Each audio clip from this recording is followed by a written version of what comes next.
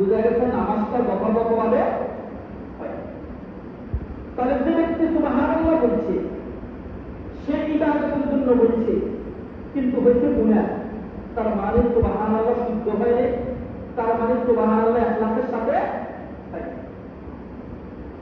বরং অনেক সময় দেখবেন একজনের করে ডাক দিতে গেল, একজনে জিকির করা, আরেকজনে বলে বুজুর্গ করা, মানে ঠাট্টা করে, তাহলে গুনাহ হচ্ছে না? তারা বলবে গুনাহ হচ্ছে না? তাহলে কখনো কখনো ইবাদতের কারণে কি হয়? গুনাহ হয়। অথচ আপনি কি এমন কাউকে পাইবেন ইবাদত করছে গুনাহের জন্য? এজন্য যারা তেলাওয়াত করছে, বহু তেলাওয়াতকারীর তেলাওয়াত আছে, সওয়াব হয়নি। হাদিসের মধ্যে আছে বহু তেলাওয়াতকারীকে কোরআন লানত দেয়।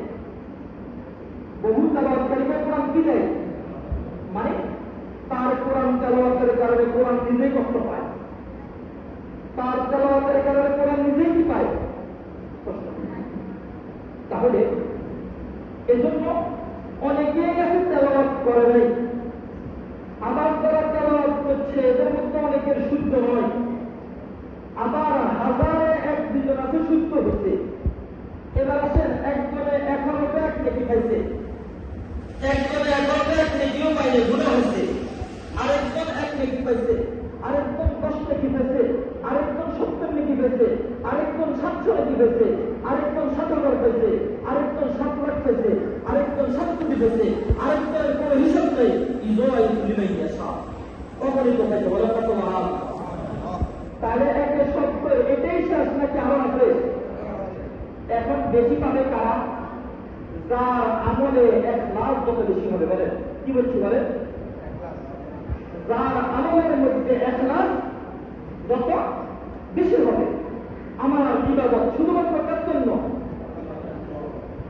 যার আমলের মধ্যে ইখলাস যত বেশি হবে, যার আমলের মধ্যে আল্লাহর ভয় যত বেশি হবে, যার আমলের মধ্যে আল্লাহর সন্তুষ্টির আশা যত বেশি হবে, তার পর্যায়ক্রমে এত বেশি থাকবে, আল্লাহ কি পরিমাণ দিবেন বিগয়নি হিসাব সেটা আল্লাহ জানে, আর ফেরেশতা জানে, আমরা জানি। তাহলে আমরা তো বলি একে সত্য, এটাই শেষ নাকি আরো আছে? কত বেশি আছে আমরা জানবো?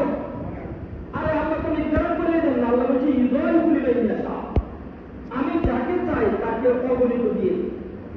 আচ্ছা, যেখানে আল্লাহ বলছেন অগণিত দেন, কি পরিমাণ হতে পারে কল্পনা করেন? তাহলে এক সেন্সের দাম কত হতে পারে? একবার সুবহানাল্লাহ, 10 সুবহানাল্লাহর মধ্যে 1 লাখ হবে, 10 সুবহানাল্লাহর ওজন কত বেশি হতে পারে? 10 সেন্সের মধ্যে 1 লাখ হবে, 10 সেন্সের দাম কত বেশি হতে পারে? 6 সেন্সটা যদি রমজানের বাহিরে হলে আমি জানবো, যদি রমজান হয় তাহলে কি পরিমাণ দামি হতে পারে? যদি রমজান হয় লাইলাতুল কদরের মধ্যে হয় তাহলে কি পরিমাণ দামি হতে পারে? যদি এসারের পরিস্থিতিটা পরবর্তী হয় তাহলে কি পরিমাণ দামি হতে পারে? কিছু বুঝে আসে?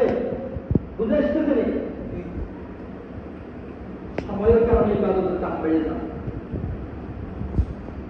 আমাদের একজন বুজুর্গ নানুপুরের হুজুর, চট্টগ্রাম নানুপুর একটা বড় মাদ্রাসা, তো ওই মাদ্রাসার একজন বুজুর্গ ছিল সুলতান আহমদ নানুপুরি রহমতুল্লাহ আলাইহি। তিনি একটা ঘটনা লিখছেন তার কিতাবের মধ্যে। এক আল্লাহর বান্দা বড় রাত্রে কলা করতে গেছেন, কলা কলা তো দোকানদারে বলতেছে একটা কলা 100 টাকা। আসলে কি কলা একটা 100 টাকা? আচ্ছা, যত দামের হোক কলা একটা কি 100 টাকা? 30 টাকা হয়ে গেল, দোকানদার আর কাস্টমারের ব্যবহার করছে না,